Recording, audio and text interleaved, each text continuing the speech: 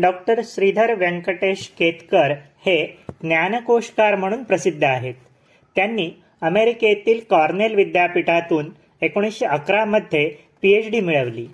त्यांचा the history of caste in India हा प्रबंध प्रकाशित झाल्यावर अनेक युरोपियन आणि अमेरिकन विद्वानांचे त्यांच्याकडे लक्ष गेले.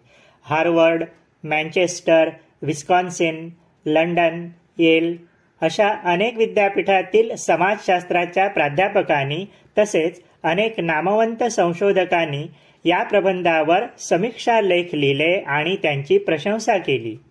ब्रुसेल्स सोशिओलॉजिकल इन्स्टिट्यूटचे प्राध्यापक डॉक्टर वॉक्स वॉयलर यांनी या प्रबंधावर एक स्वतंत्र समीक्षा पुस्तिका लिहून त्यांचा गौरव केला. जागतिक पातळीवरील संस्कृत व पाली भाषेचे नामवंत विद्वान प्राध्यापक विंटर निट्स आणि प्राध्यापक मॅकडोनेल यांनीही त्या प्रबंधाची दखल घेतली. लंडनच्या टिपीज वीकली या साप्ताहिकाने वेळोवेळी प्रबंधातील उतारे प्रसिद्ध केले. लंडन विद्यापीठाशी संलग्न असणाऱ्या ईस्ट लंडन या महाविद्यालयात त्यांची लेक्चरर म्हणून नेमणूकही झाली होती.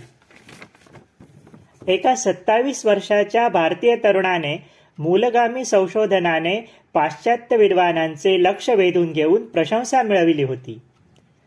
परदेशातच संशोधन करून बुद्धिमत्तेचे उंच शिखर त्यांना सर करता आले असते. भारतात आपल्या ज्ञानाची कदर होणार नाही हेही त्यांना माहीत होते.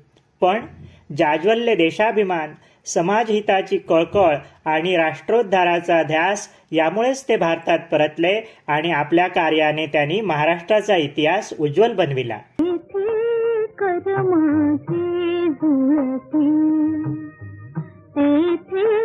कर माझे